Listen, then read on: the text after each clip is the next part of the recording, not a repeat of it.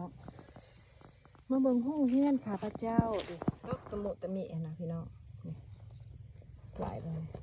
ตะมุตะมิตะมุตะมินี่ก็มักเล่นมีมักเล่น2-3ชนิดมักเล่นเป็นอะไรนั่น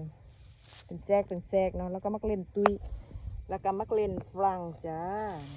นี่มักเห็ดข้าพเจ้าบ่งกาไว้นะพี่น้องนี่แล้วก็มีมักเขียบม่วง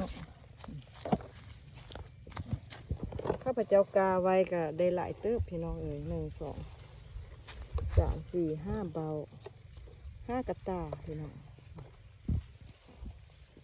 พวกข้าพเจ้ากำลังขุดขุมเสี่ยวลงมานี้เนาะเสี่ยวนางลงแล้วมะเผ็ดข้าพเจ้าบ่งไว้มะคุงบ่งมะคุงบ่งมะเผ็ดบ่งเอามาใส่เบาเนาะหลังจากเอาใส่นั้นแล้วก็มาใส่กระตาแล้วก็มาใส่เบาก็หลายเติบพี่น้องมีมะเผ็ดมีมะเผ็ดพริกขี้หนูเนาะเสี่ยวให้เนาะเสี่ยวมะเผ็ดพริกขี้หนูให้แล้วก็มีมะเผ็ดเป็นซองหน่วยงามๆยาวๆหน่วยงามค่ะนะมาสั้นซะนี่โรงงานข้าพเจ้าอันนี้ก็ต้นทุเรียนแล้วก็ต้นยำไยเกียงหวานห่วงน้ำดอกไม้หน่อบงว่านหลายแนวพวกประทานพี่น้องเอามาใบหลายกระดาษทุเรียนก็10 ต้น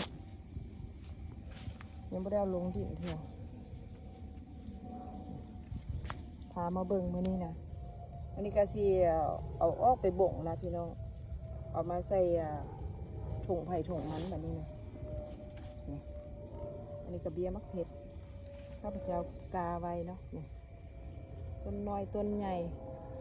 ต้นทึกน้ำต้นทึกฝุ่นมันก็เป็นสไตล์นึงจะลงดินแล้วพี่น้อง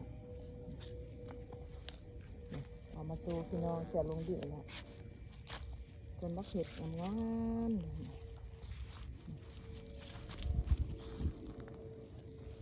มักเล่นข้าพเจ้าปลูกนะดิเป็นมากเบอร์เลยแน่นเบอร์ละนะพี่น้องส่วนมักเล่นข้าพเจ้าพวกข้าพเจ้าเห็ดจุหันกับส่วนมักเพชรตัวนี้ส่วนมักเล่นมีส่วนมักเล่นปลูกไปพอได้กินพี่น้องเลยบ่คิดว่าเรื่องขายเถอะเนาะว่าเรื่องให้มันพอกินก่อนมาใช่เหลือกินเอาไปให้พี่ให้น้องเหลือให้พี่ให้น้องขายนี่